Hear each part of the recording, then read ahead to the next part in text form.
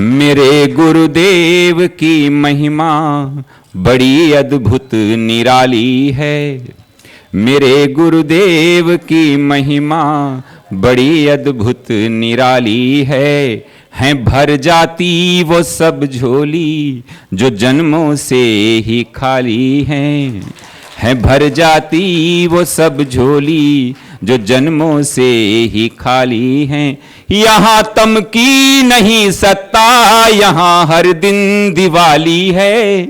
यहाँ तम की नहीं सत्ता, यहाँ हर दिन दिवाली है। भराया लोक अंतर में, नजर में प्रेम लाली है।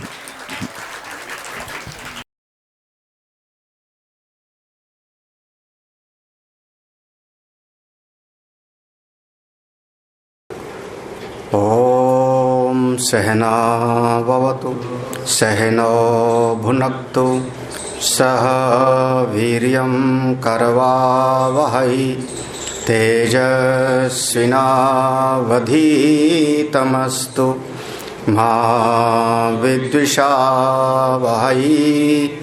ओम शांति शांति शांति।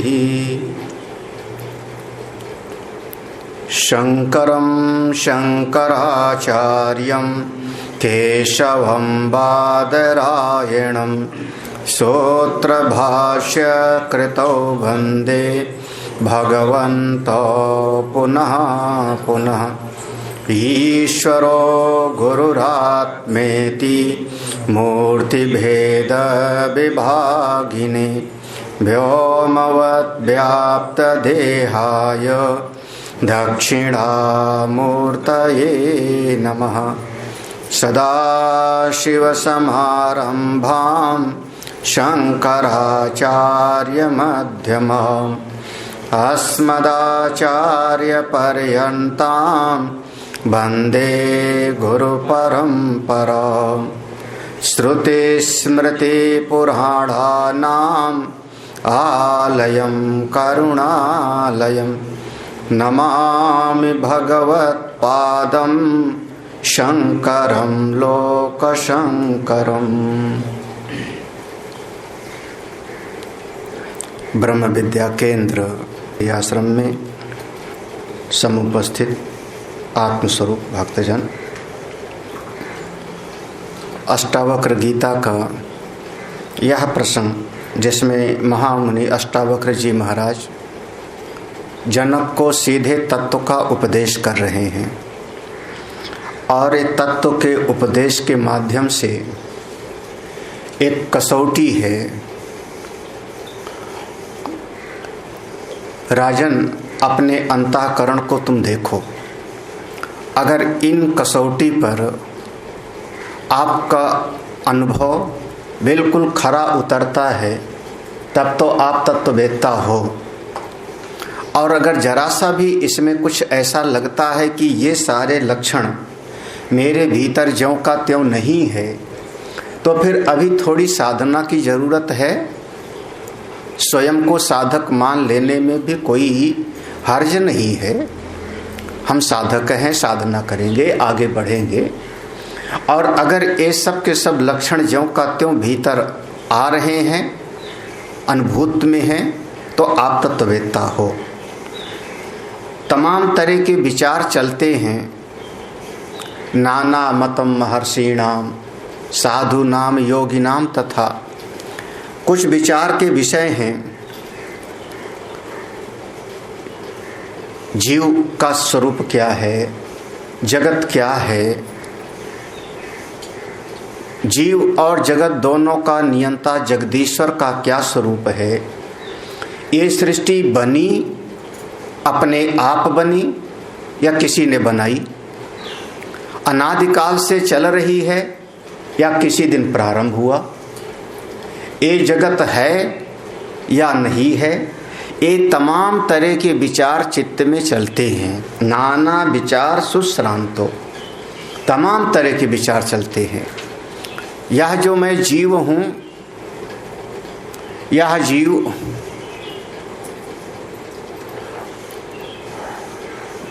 इसका स्वरूप क्या है, इस पर विचार है। और हमारे भारतीय दर्शन में ही एक दर्शन है जो आत्मा को चेतन नहीं मानते।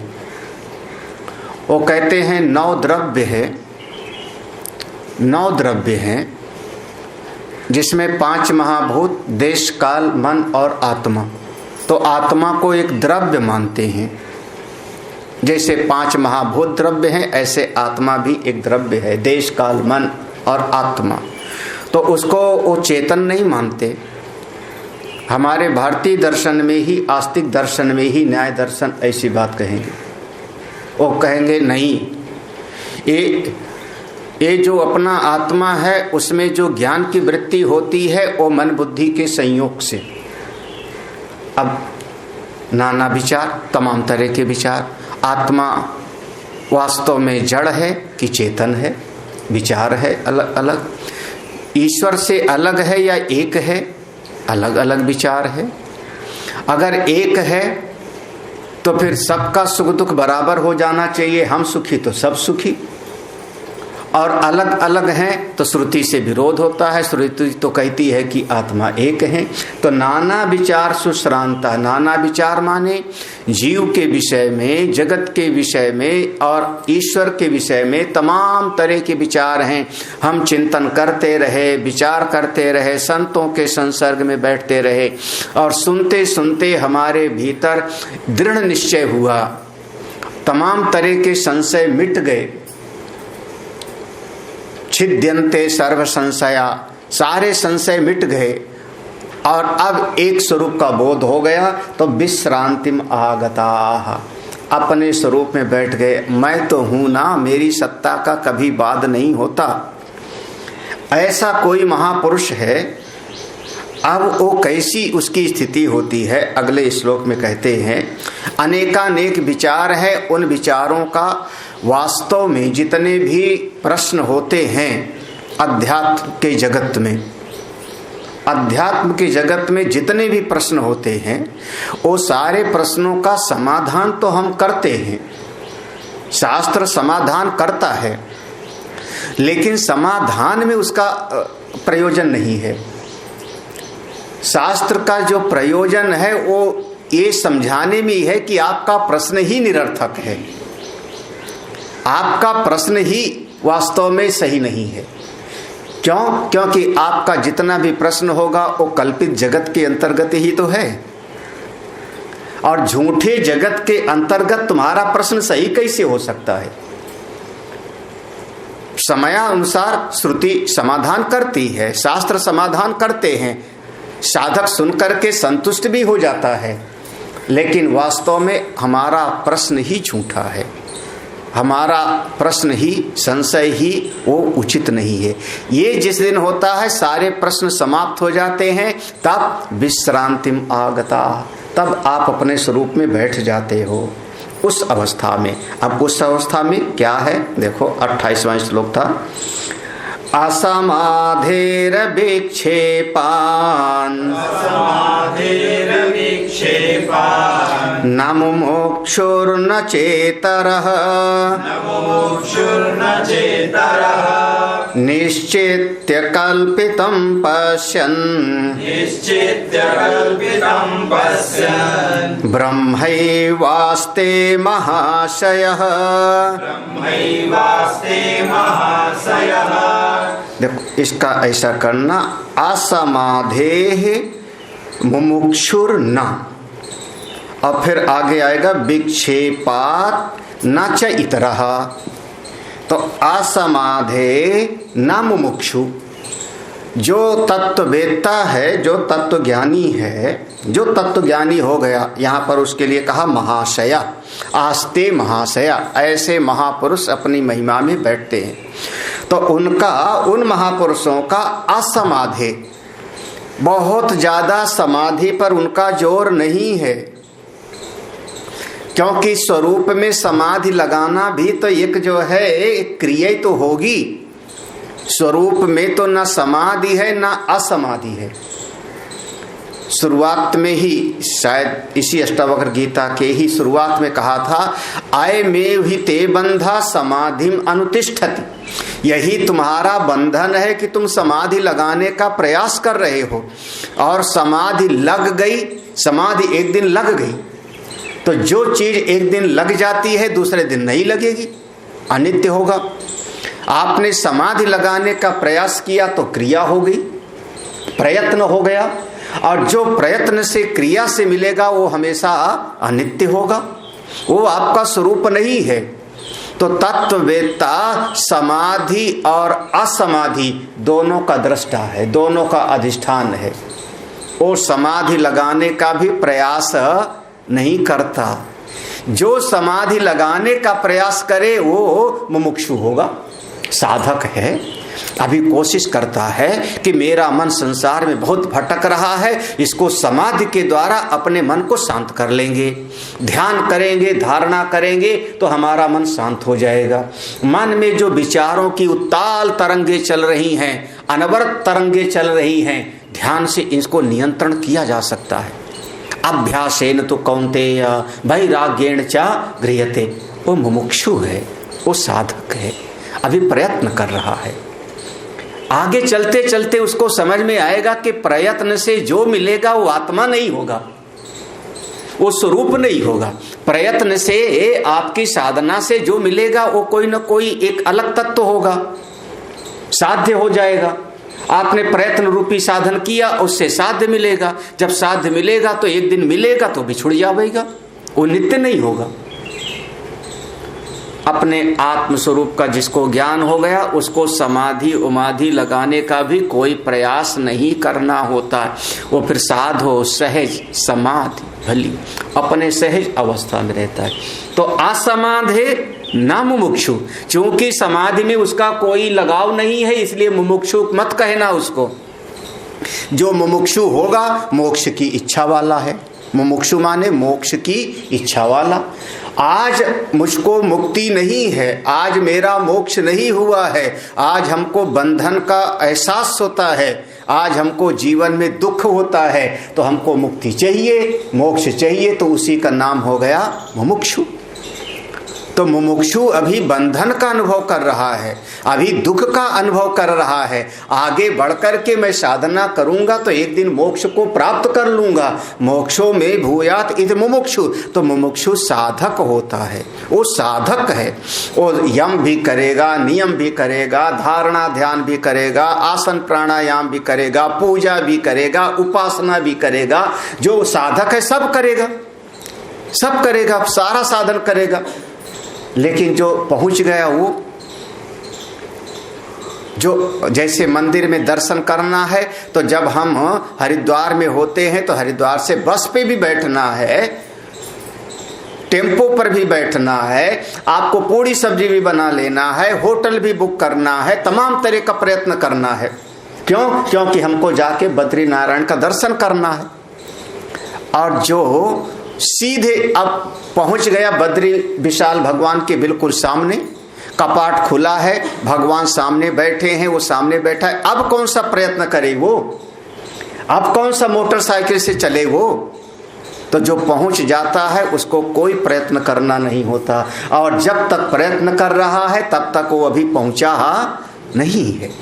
तो असमाधेर न मुमुक्षु, क्योंकि अब समाधि वगैरह से उसका कोई बहुत आग्रह नहीं है, इसलिए अब वो तत्ववेता मुमुक्षु की कोटि में नहीं है, मुमुक्षु नहीं है ना। मुमुक्षु होगा, साधना करेगा, उपाय करेगा, उसको मुमुक्षु मत बोलो, ना मुमुक्षु। अच्छा, दूसरा कहते अविक्षेपात नाचैतरः, नाचा अविक्षेपात ना, फिर चा इतरा, इतरा माने दूसरा। तो चूंकि अब उसके भीतर किसी प्रकार का, किसी तरीके का विक्षेप नहीं है, हाँ विक्षेप नहीं है, तो अविक्षेपात, चित्त उसका विक्षिप्त नहीं है, भटकता नहीं है। तो आप ऐसा भी मत कहना नाचा इतरा, अब वो इतर भी नहीं है, इतर भी नहीं। इतर अब 4 प्रकार का विभाग किया जाता है ना, हमारे यहाँ पर 4 विभाग किया गया। साधक, विषयी, सिद्ध, सुजान, ऐसे 4 प्रकार का विभाग किया। एक कोटि होती है मनुष्यों को जिनका कहा पामर, सबसे निम्न कोटि के पामर। दूसरे होते हैं विषयी, तीसरे होते हैं साधक और चौथे होते हैं सिद्ध। ये 4 विभाग हमारे समाज में किया गया। पामर जो बिल्कुल निम्न कोटि के हैं, पामर सदुक्कड़ी भाषा थोड़ा समझो, देहाती भाषा। पामर पाने के लिए जो मर कट जावे, कुछ भी करना पड़े, हमको वस्तु मिले, हमको व्यवस्थाएं मिले, उसी का नाम पामर। असुर कोटि में चला जाएगा, दैत्य कोटि में चला जाएगा। पामर लड़ाई करना पड़े, झगड़ा करना पड़े, मारपीट करना पड़े, जो करना पड़े सो करूंगा, हमको प्राप्ति चाहिए। धर्म अधर्म किनारे रखो, शास्त्र अशास्त्र किनारे रखो, ऐसे लोग पामर कोटि में आते हैं। पामर। विषयी, विषयी उनको कहा जाता है, विषयी वो होते हैं जो अपने शास्त्र के अनुसार विषयों का सेवन करते हैं। धर्म, अर्थ, काम, मोक्ष जो अपना है, अर्थ भी कमाते हैं, रुपया कमाते हैं, व्यापार करेंगे, खेती करेंगे, धन संग्रह करेंगे, परिवार होगा, बाल बच्चे होंगे, बाल बच्चों का शादी विवाह करेंगे, सब करेंगे शास्त्र के अनुसार। उनको कहा गया विषयी। शास्त्र की मर्यादा के अनुसार अपने विषयों का उपयोग करते हैं विषयी। और जो प्राप्त विषय है उसमें भी जो अपने मन को साधते हैं, जो प्राप्त विषय हैं उनमें भी उनका मन ना जावे, तो उनको कहते हैं साधक। उसमें भी वो नियंत्रण करते हैं। हमको भोजन प्राप्त है, भोजन प्राप्त है, घर में राशन है, भोजन है, लेकिन फिर भी आज मैं नहीं खाता, एकादशी हूं। तब क्या हो गया? है सब कुछ है, लेकिन फिर भी मैं भोजन नहीं कर रहा हूं, तो आप व्रत हो गया। आप एक अनुष्ठान में हो, कृच्छायन चंद्रायण व्रत कर रहे हो, एक साधना हो गई, साधक हो। तो पामर, विषयी, साधक और सिद्ध। तो ये जो तत्ववेत्ता है, ये अब साधक की कोटि में मत लाओ, मुमुक्षु नहीं है, मुमुक्षु नहीं है, ये विषयी भी नहीं है। हाँ, ये विषयी भी नहीं है, इनके चित्त में कोई विक्षेप ही नहीं।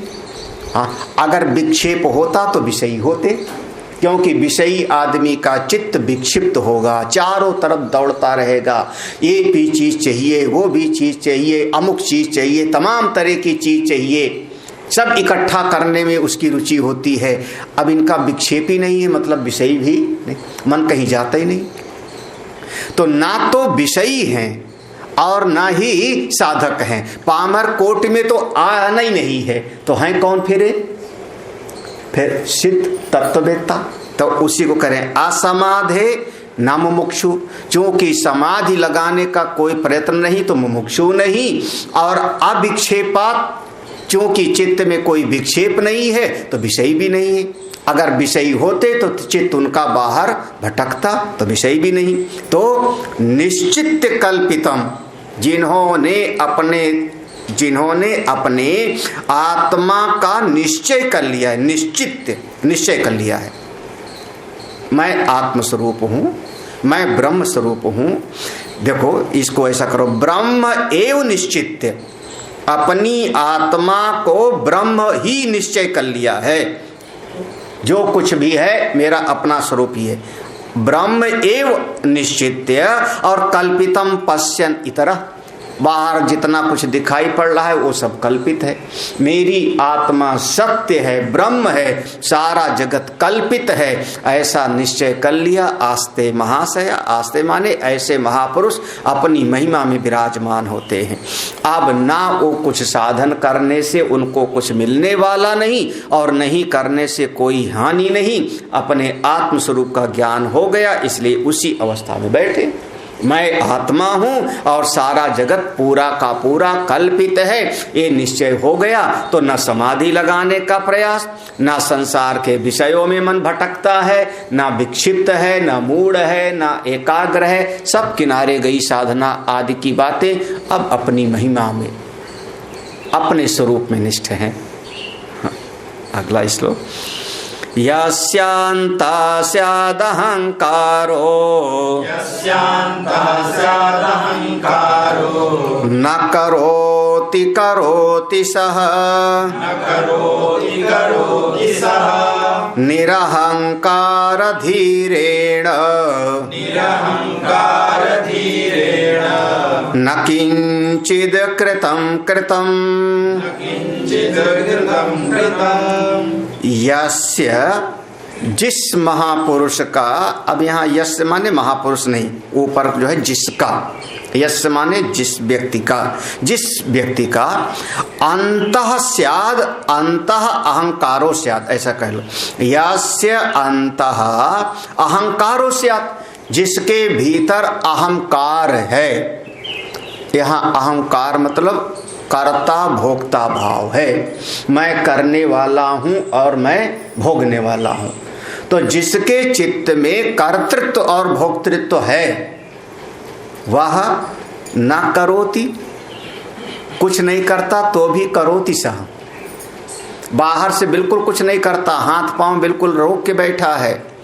हाँ, अब पांव को रोक करके ध्यान की मुद्रा में बैठा है, हाथ बिल्कुल बंद है उसके, आंखें बिल्कुल बंद हैं, लेकिन चित्त से उसका तमाम तरह का संसार का स्मरण चलता रहता है। क्यों? क्योंकि अभी भोक्ता भाव है। तो बिल्कुल ध्यान करके बैठेगा तो क्या सोचेगा, अब ध्यान करूंगा तो तपस्या मेरी पूरी हो जाएगी। जब ब्रह्मा सामने आ जाएंगे वो कहेंगे वरम ब्रूहि, वरदान मांगो, तो मैं उनसे वरदान मांग लूंगा कि मैं अमर हो जाऊं, कभी मरूं ना। अब 1000 साल तक वो ध्यान करने के बाद वरदान क्या मांगा कि मैं कभी मरूं। ब्रह्मा जी भी कह देते हैं हम ही मर जाएंगे तो ये क्या वरदान दूं तुमको। तो फिर कहेगा ना दिन में मरूं, ना रात में मरूं, ना अंदर मरूं, ना बाहर मरूं, इस तरीके का वरदान मांगेगा। तो वो ध्यान तो करता है, लेकिन भीतर अगर भोक्तापन है, भोक्ता भाव है, कर्ता भाव है, वही अहंकार है, कर्तृत्व भोक्तृत्व भाव। तो वो बाहर से कुछ न करता हो तो भी भीतर से बहुत कुछ कर रहा है। ये लगभग जितने असुर लोग हैं घोर तपस्या करते हैं। वर्णन तो आता है कोई एक पांव पर खड़ा होकर तपस्या कर रहा है, कोई ऊर्ध्व बाहु दोनों हाथ ऊपर उठा करके जल पीते हुए तपस्या कर रहा है। काहे के लिए वरदान चाहिए? क्रिया तो कुछ नहीं करता, क्रिया कुछ नहीं कर रहा है, लेकिन फिर भी भीतर से उसके बहुत कुछ हो रहा है। तो ना करोति करोति सा, कुछ नहीं करता लेकिन फिर भी कर बहुत कुछ रहा है, क्योंकि भीतर कर्ता भाव और भोक्ता भाव ज्यों का त्यों बना बैठा है। तो जिसके भीतर यस्य अंतः अहंकारो स्यात्, जिसके अंतःकरण में अहंकार की वृत्ति है, अहम वृत्ति, और अहम कर्ता अहम भोक्ता ये वृत्ति है, वो बाहर से बिल्कुल हाथ पांव को रोक के बैठ जाए तो भी बहुत कुछ कर रहा है। अब देखो ये संसारी आदमी का हो गया, ये लगभग संसार में ऐसा आदमी। तत्ववेत्ता का कैसा क्या कहते हैं? निरहंकार धीरेण न किंचित अकृतम कृतम। देखो निरहंकार धीरेण, कोई दूसरा ऐसा है इसके उल्टा, जो ऊपर की पंक्ति है उससे विपरीत। वो कैसा है? निरहंकार धीरेण, उसकी धी में, बुद्धि में, अंतःकरण में बिल्कुल कर्ता भोक्ता भाव नहीं है।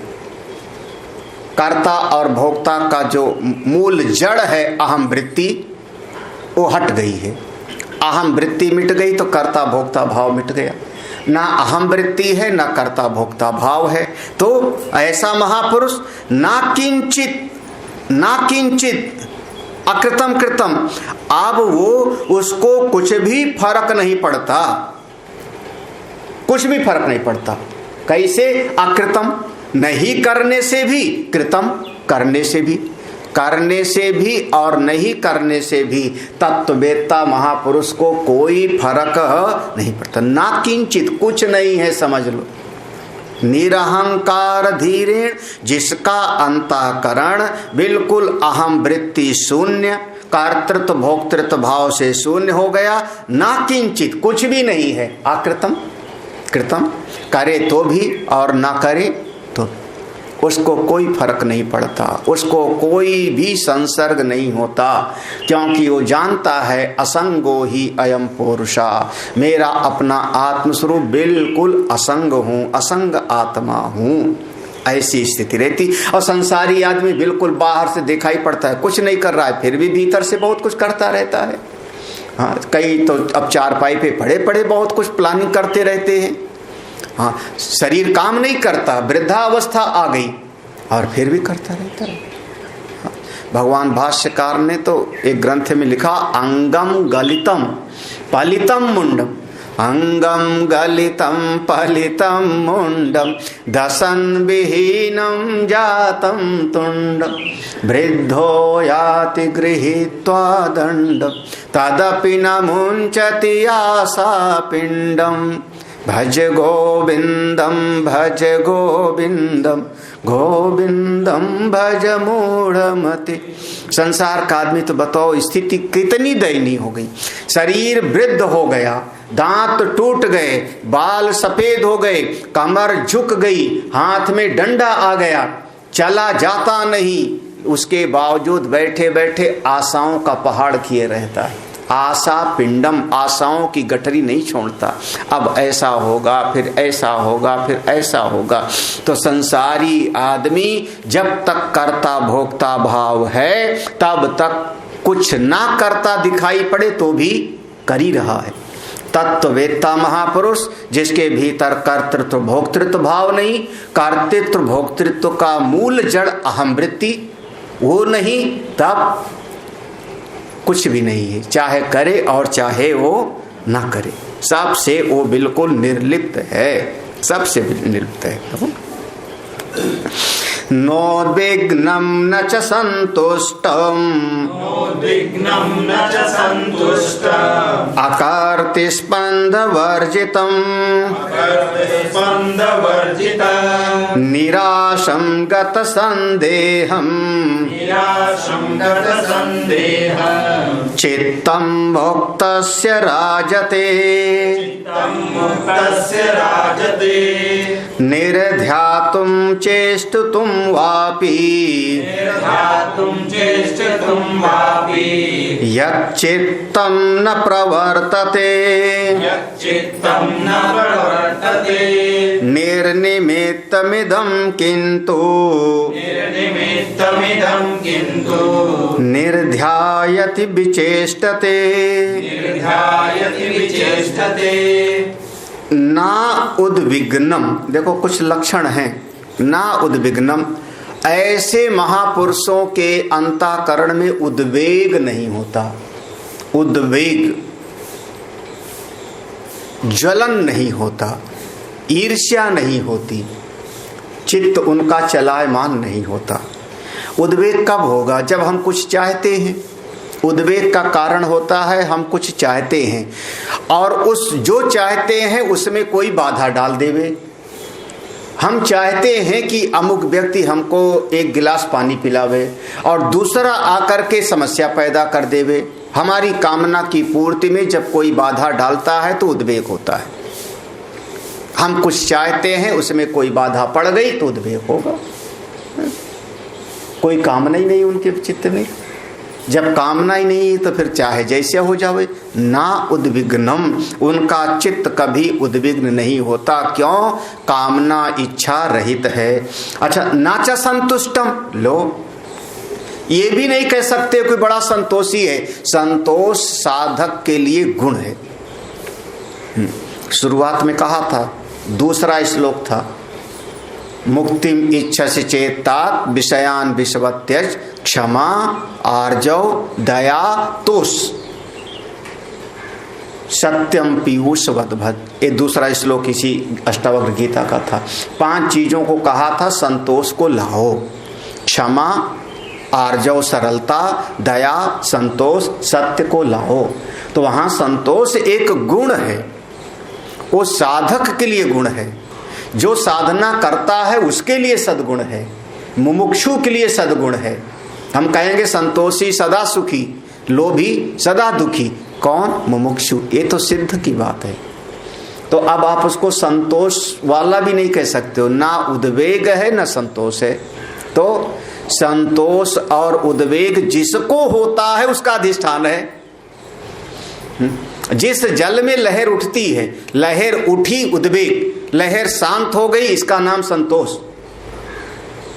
वो अपने आप को लहर समझते नहीं, वो तो समुद्र समझते हैं, वो तो उसका अधिष्ठान स्वरूप मैं हूं। तो ना उद्विग्नता है और ना संतुष्ट है, संतुष्ट भी नहीं है। हाँ, संतोष मत कहना, संतोष कहोगे तो एक गुण हो जाएगा, और जो गुण होगा उस गुण का आदान प्रदान होता है। गुण कभी आएगा और कभी गुण चला जाता है।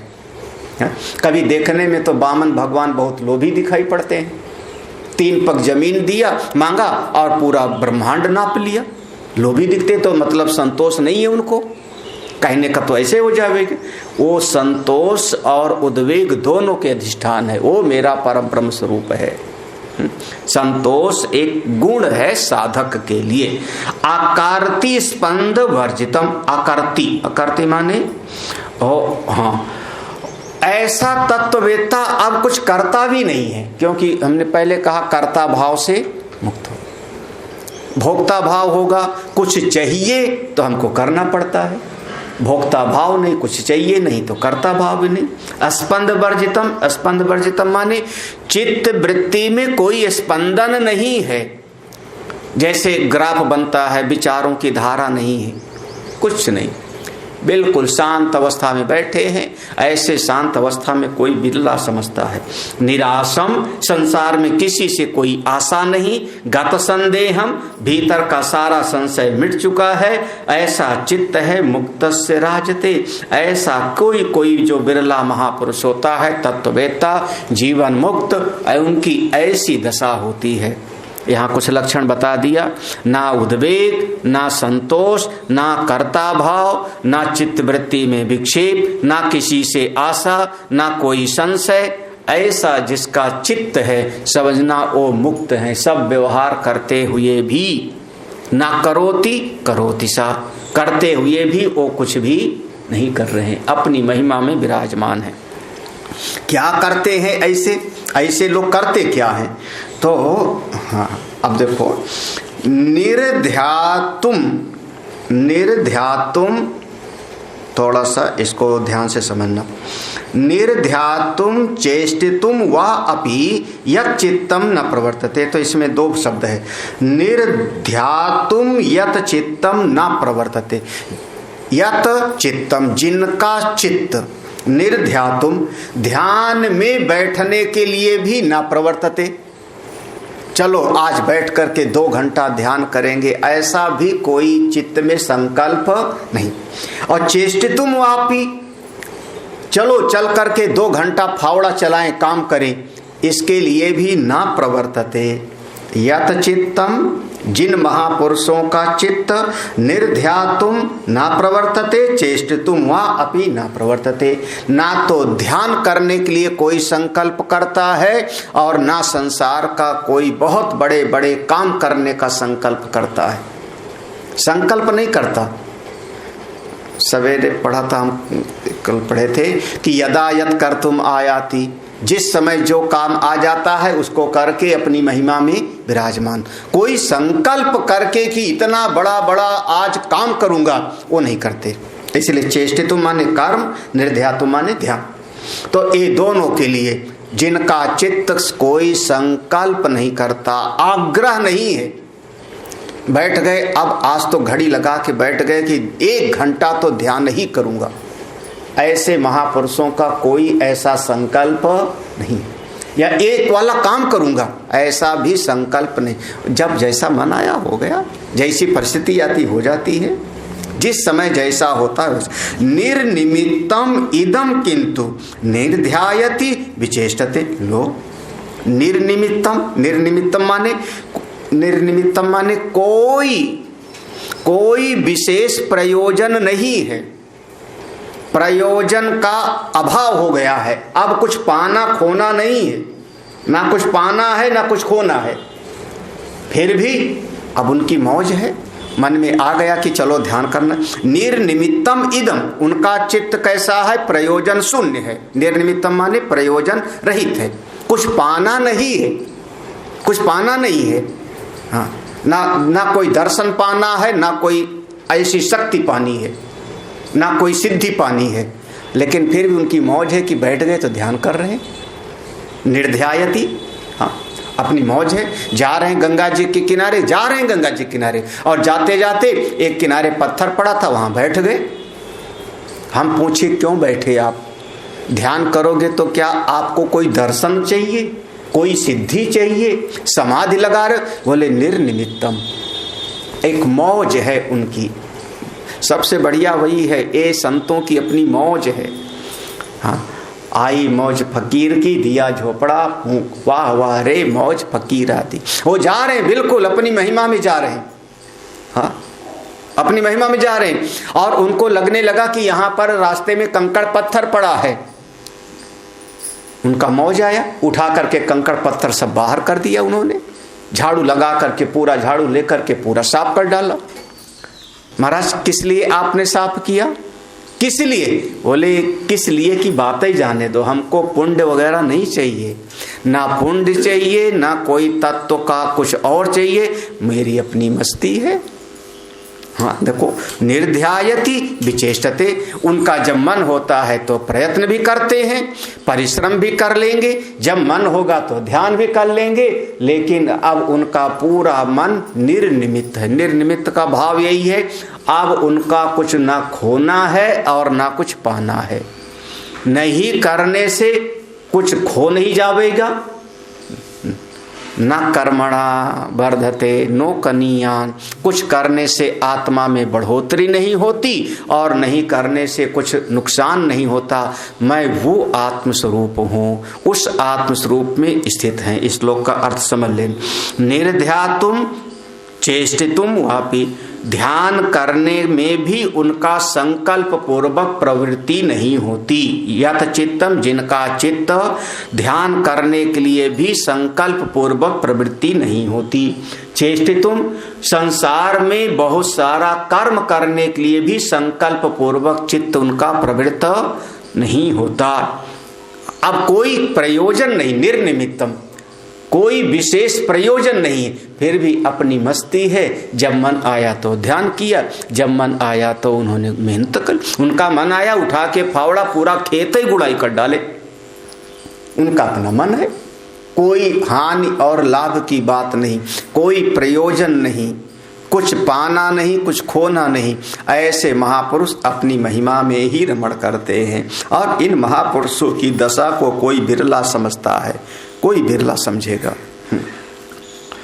एक श्लोक और पढ़ते हैं। तत्त्वं यथार्थमाकर्ण्य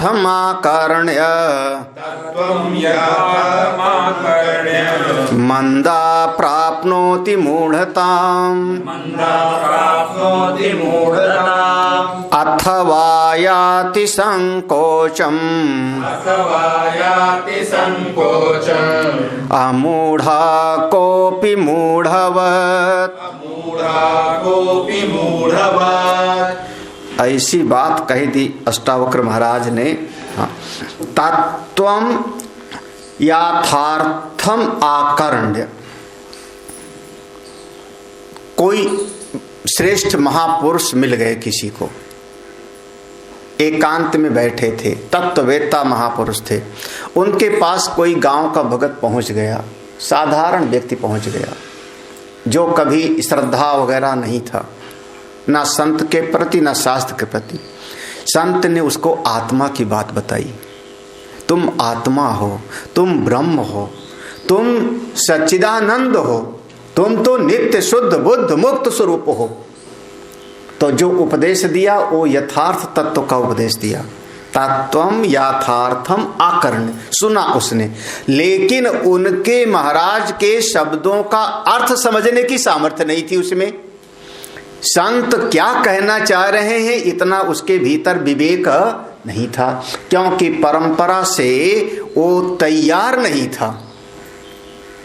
जैसे हमारी परंपरा पहले कर्म योग के द्वारा अंतःकरण शुद्ध हो जाए, उपासना के द्वारा बुद्धि एकाग्र हो जाए, चित्त वृत्ति एकाग्र हो जाए, उसके बाद तत्व का चिंतन होगा, तब समाधि सटक संपत्ति आदि के साथ में साधन चतुष्टय संपन्न होके जब जावेगा तो गुरु उपसदन होगा, फिर उस अधिकारी निरूपण, गुरु उपसदन, फिर तत्व पद का शोधन, तब कभी उसको श्रेष्ठ बात बताई जाए तो समझ में आवेगी। और पहले किसी को बता दिया जाए, नया नया पहले दिन आया सत्संग में और उसको कह दिया तत्वमसी, तो बात तो बिल्कुल सही है, शास्त्र का है, लेकिन यथार्थ सुन करके भी उसका मन संशयग्रस्त हो जाए। मंदः प्राप्नोति मूढ़तम, मंदः प्राप्नोति, जो ना समझ है उसको और ज्यादा नासमझी की प्राप्ति हो सकती है। श्रुति भगवती ने दृष्टांत दिया, श्रुति में दृष्टांत आया कि इंद्र और विरोचन दोनों गए जाकर के ब्रह्म विद्या के लिए, उस तत्व को हमको बताओ जिस तत्व को जानने से शोक हमारा मिट जाता है। प्रजापति ने कहा तुमको तत्व का ज्ञान चाहिए तो 32 वर्ष तक मेरे आश्रम में रह करके सेवा करो, उसके बाद पूछना। 32 वर्ष तक उन्होंने सेवा किया और 32 वर्ष तक सेवा करने के बाद जब आए और उन्होंने कहा देखो जो तुम्हारे दक्षिण नेत्र में दिखाई पड़ रहा है वही परम पुरुष आत्मा है। ये उपदेश बिल्कुल यथार्थ था। इस नेत्र में जो देखने की शक्ति देने वाला है, जो नेत्र उपहित चेतन है, वह छोटा सा नेत्र उपहित चेतन और विश्व उपहित चेतन अलग अलग नहीं। उपदेश तो बिल्कुल यथार्थ था, लेकिन विरोचन वहां से दोनों चलते हैं उपदेश प्राप्त करके, और विरोचन ने देखा, पूछा, समझ गए? बोले हाँ। कैसे समझे? तो फिर बताया उसने, ये आंख में दिखाई पड़ता है। उन्होंने कहा कठौते में पानी लेके आओ, देखो दिखाई पड़ा? बोले हाँ हाँ दिख रहा है, क्योंकि उस नेत्र में भी एक छोटा सा एक छाया पड़ती है अपने शरीर की। बोले शरीर को सजा लो, दोनों शरीर को सजा के देखे, बोले सुंदर दिख रहा है। बस यही है आत्मा। हाँ, सिद्धांत था कि नेत्र उपहित चेतन, जो दृष्टि उपहित चेतन है, क्योंकि दृष्टा की दृष्टि का कभी लोप नहीं होता। हाँ, वो चेतन है, लेकिन दोनों ये शरीर को समझ लिए, क्योंकि नेत्र में ये शरीर की छाया पड़ती है। इसको समझ करके वापस आए और विरोचन वहां से उल्टा समझ के आके नया सिद्धांत का प्रचार करता है, ये शरीर ही आत्मा है, इसी को खिलाओ पिलाओ ठीक ठाक रखो। हाँ, और एक नया मत चल पड़ा, लोकायत दर्शन चारवाक मत हो गया। हाँ, तो यथार्थ उपदेश सुनने के उपरांत भी उसके बाद इंद्र लौट के आते हैं, पुनः लौट के आए, फिर उनको उपदेश दिया, फिर साधना किया, फिर लौट के आए, और कई बार आने जाने के बाद उनको बोध होता है। तो तत्वम यथार्थम आकर्ण्य, देखो तत्वम यथार्थम आकर्ण्य, यथार्थ तत्व का श्रवण करके मूढ़ताम मंदा, जो मंद है, जिसकी बुद्धि बहुत अच्छी नहीं है, वो मूढ़ता को प्राप्त होगा और भ्रमित हो जाएगा। उपदेश तो बिल्कुल ठीक ठीक दिया जाता है, लेकिन समझते नहीं। कोई बिरला होता है, अथवा आयाति संकोचम, कोई बिरला ऐसा होता है, कोई बिरला ऐसा होता है कि अथवा आयाति, कोई बिरला ऐसा होता है कि वो उपदेश को श्रवण करके परमात्मा की तरफ चल पड़ता है। दोनों बातें हैं। हाँ, कैसा कहा? आश्चर्यवत् पश्यति कश्चिदेनम् आश्चर्यवद् वदति तथैव चान्यः आश्चर्यवत् चैनमन्यः शृणोति अपि श्रुत्वापेनं न वेद चैव कश्चित्। बताओ, सुनकर कैसा सब आश्चर्य है। इस आत्म तत्व को जो वाणी का विषय नहीं उसको कोई बोलता है, जो कानों का विषय नहीं उसको कोई सुनता है, और कोई सुन के भी समझ नहीं। तो ना समझ व्यक्ति इस तत्व का बिल्कुल यथावत उपदेश सुन करके भी भ्रमित हो सकता है। अब कोई बिल्कुल समझ जाता है, साधना की तरफ चल पड़ता है, अथवा आयाति, वो बिल्कुल चल पड़ता है साधना की तरफ, संकोचम अथवा आयाति संकोचम माने अपने आप को अंतर्मुखी बना लेता है। हाँ, संकोचम आयाति, संकोच संसार से अपने आप को हटा करके अंतर्मुखी बना लिया, इंद्रियों को गोलक में बिठा लिया, संकोच कर लिया। अब हमारी इंद्रियां बाहर की तरफ नहीं जाती, मन बाहर की तरफ नहीं जाता, यानी अंतर्मुखी। तो कोई सुन के साधना में लग जाता है और कोई सुन के और ज्यादा भ्रमित हो जाता। तत्ववेत्ता कैसे हैं? अमूढ़ा। तत्ववेत्ता लोग जो है बिल्कुल तत्वज्ञानी हैं, बिल्कुल तत्वज्ञानी हैं, लेकिन कोई तत्ववेत्ता तो ऐसे हैं जो बिल्कुल तत्व में निष्ठ हैं, लेकिन कैसे व्यवहार करते हैं? मूढ़वत। अरे ऐसा व्यवहार करने लगे कि जैसे घोर कोई न कोई अज्ञानी आदमी हैं, तत्वज्ञानी और व्यवहार करने लगते हैं। इसलिए कभी कभी संत लोग अपने आप को छुपाए रखते हैं, हमको सब लोग जाने ना। सब लोग अगर जान जाएंगे ये महापुरुष इतने पहुंचे हुए हैं, सिद्ध हैं, तो हमसे पूछ के परेशान करेंगे, हमसे मिल के हमारा समय खराब करेंगे, संसार के लोग अपना दुखड़ा सुना के सताएंगे। तो कई बार संत लोग अपने आप को छुपाए रखते हैं। तो छुपाए रखने का तरीका क्या है? वो भी संसारी के जैसे बात करने लगेंगे, संसारियों के जैसे वो भी खाने पीने लगे, संसारियों के जैसे वो भी व्यवहार करने लगते हैं। तो संसारी समझते हैं ये तो हमारे जैसे हैं, कोई उतने सिद्ध महात्मा तो हो नहीं। तो अमूढ़ा कोई तत्ववेत्ता, अमूढ़ा माने तत्ववेत्ता, वो व्यवहार कैसे करने लगते हैं? मूढ़वत। कोई ऐसे हैं। एकाग्रता निरोधो वा मूढ़ैरभ्यसते भृशम् धीरा कृत्यं न पश्यन्ति सुप्तवत् स्वपदे स्थितः। एकाग्रता निरोधो व, देखो चित्त की 5 अवस्थाएं बताई है। मूढ़ अवस्था, मूढ़, क्षिप्त, विक्षिप्त, एकाग्र और निरुद्ध। ठीक है ना? मूढ़, क्षिप्त, विक्षिप्त, एकाग्र और निरुद्ध। तो मूढ़ अवस्था तो पामर की है, संसारी की है, उसको तो कुछ समझ भी नहीं आता चाहे जितना सुनाओ। क्षिप्त और विक्षिप्त ये 2 अवस्था भी संसार वालों की है, विषयी की। विषयी आदमी के चित्त की स्थिति क्षिप्त और विक्षिप्त। जो साधक है उसकी अवस्था 2 में होती है, एकाग्र और निरुद्ध। वो दोनों को यहां पर लिया, एकाग्रता निरोधो वा। और जो आदमी अब एकाग्र के लिए या निरोध, चित्त को निरोध करने के लिए प्रयास करता है, बहुत प्रयास करता है, आज मैं अपने मन को संयमित कर लूंगा, अभी वो साधक ही है, अभी वो साधक ही है।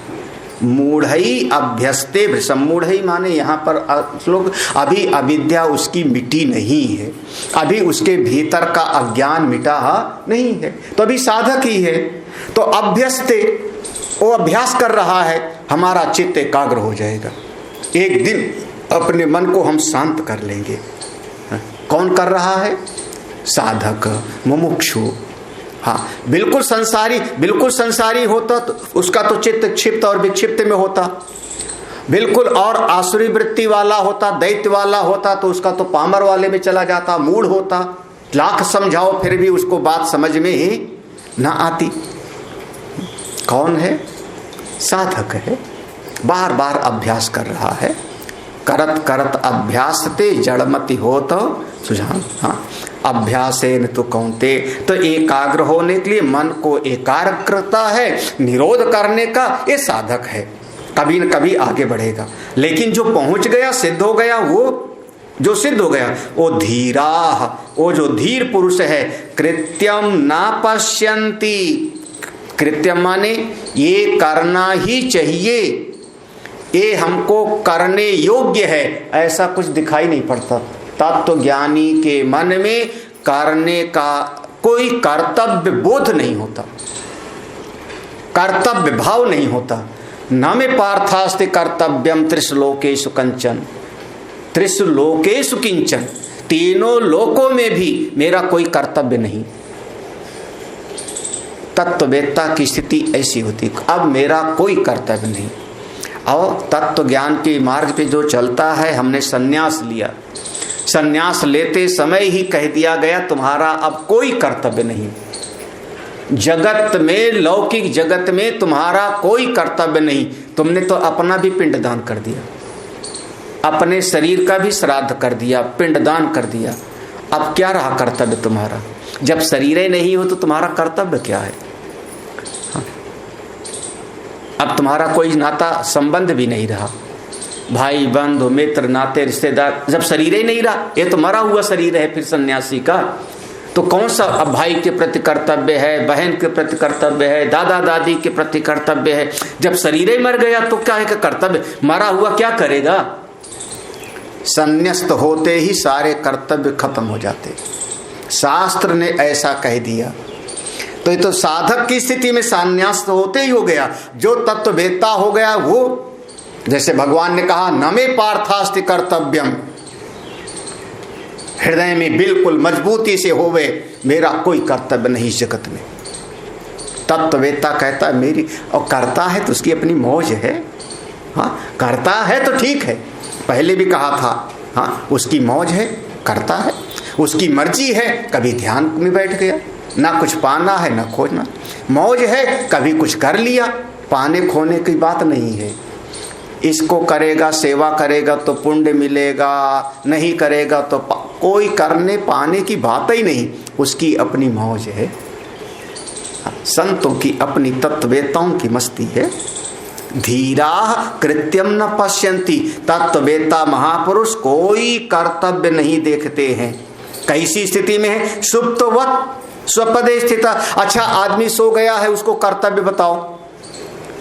एक आदमी सोया हुआ है, गहरी निद्रा में, खूब गहरी निद्रा में सोया, खर्राटे हार, और उस समय उसकी माताजी आ जाए, पिताजी आवे तो उठ के प्रणाम करेगा क्या? जब जग जाएगा तो प्रणाम करेगा। जग जाएगा, कोई आके जगाएगा, तुम्हारी माता आई है जगो, तो जग जाएगा तो प्रणाम करेगा। जब तक गहरी निद्रा में है तो हाँ, गहरी निद्रा में है, और वहीं पर कोई सांप बिच्छू भी बगल से आ जावे तो भगाएगा, उस समय जगने पर भगाएगा। सुप्त वक्त, जिस समय सोया हुआ है, सारे जगत से उसका ध्यान हट गया है। कहते हैं सोया मरा बराबर। हाँ, बहुत बार आदमी घर में सोया हुआ है, चोर लूट ले जाते, पता भी नहीं होता। तो बिल्कुल सुप्तवत तत्ववेत्ता ऐसे ही सुषुप्ति की जैसी अवस्था में स्थित होते हैं। सुप्तवत स्वपदे, सोए नहीं है तत्वज्ञानी। किसमें है? अपने पद में, अपने आत्मस्वरूप पद में। मैं आत्मस्वरूप हूँ, मैं नित्य शुद्ध बुद्ध आत्मा हूँ। मेरा कभी कोई जन्म नहीं है, मेरी कभी कोई मृत्यु नहीं है। मैं तो सच्चिदानंद स्वरूप हूँ, अपनी उस अवस्था में स्थित हैं। तो अब वो ना तो एकाग्रता का अभ्यास करते हैं, ना तो मन को निरोध करने का अभ्यास करते हैं। जो करता है वो सब साधक हैं। तत्वज्ञानी तो अपनी महिमा में स्थित है, उसका कोई कर्तव्य नहीं। मन है तो भगवान की खूब पूजा किया, मन है तो आज खूब आरती किया, नहीं मन है तो नहीं किया। नारायण की मौज है, हाँ? उनकी अपनी मौज है। तो इस प्रकार से 33वां श्लोक हो गया ना।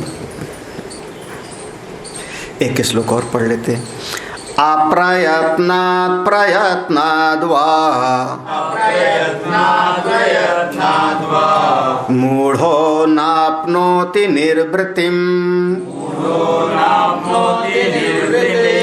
तत्त्वनिश्चय मात्रेण प्राज्ञो भवति निर्वृतः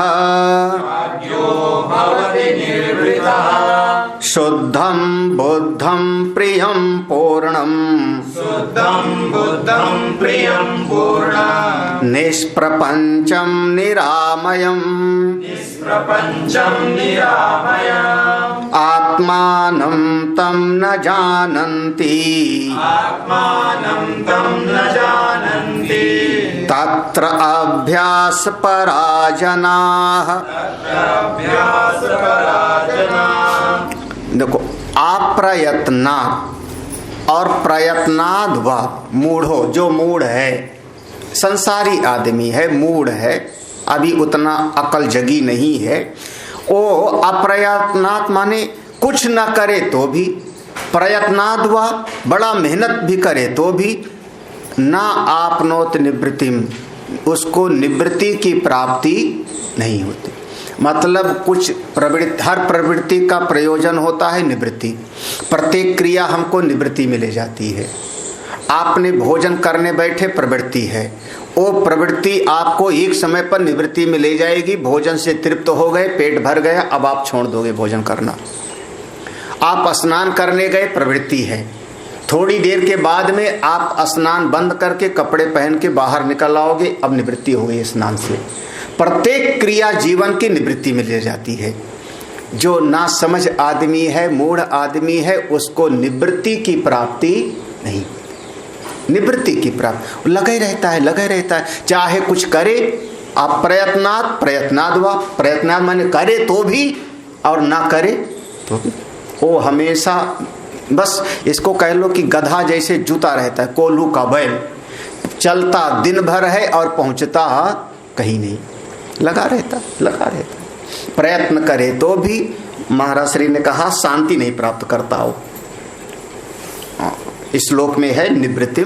निवृत्ति का अर्थ महाराज श्री ने किया शांति।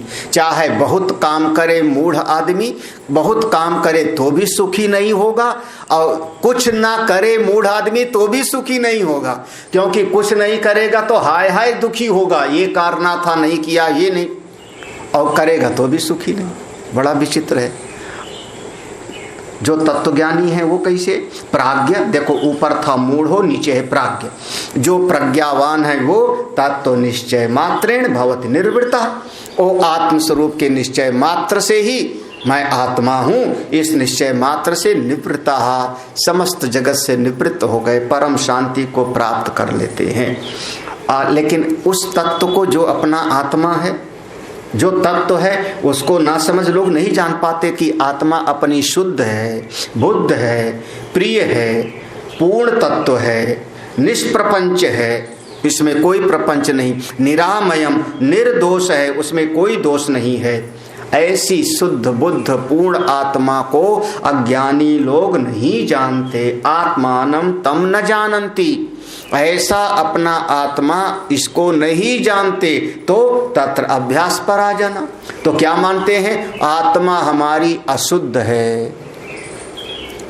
भाई आत्मा तो आत्मा का दोष है, क्या कहें। आज हमारी आत्मा बहुत दुखी है, मान लिया, तो आत्मा बहुत दुखी है, तो आत्मा के वास्तविक स्वरूप को तो जाना नहीं, तो आत्मा दुखी है तो उस आत्मा को सुखी करने के लिए प्रयत्न करने लगा। आज आज आज हमसे बात मत करो, मैं बहुत बेचैन हूं, तो बेचैन हो तो शांति करने के लिए अभ्यास करो, फिर ध्यान करो। हाँ, आप कोई न कोई मान के बैठते हो, क्यों? अपने शुद्ध आत्मा को नहीं जानते, तो तरह तरह का अभ्यास करो। यहीं पर समाप्त करते हैं। हाँ, ओम पूर्णमदः पूर्णमिदं पूर्णात् पूर्णमुदच्यते पूर्णस्य पूर्णमादाय पूर्णमेवावशिष्यते। ओम शांति शांति शांति। हरि ओम। श्री गुरुभ्यो नमः। हरि ओम।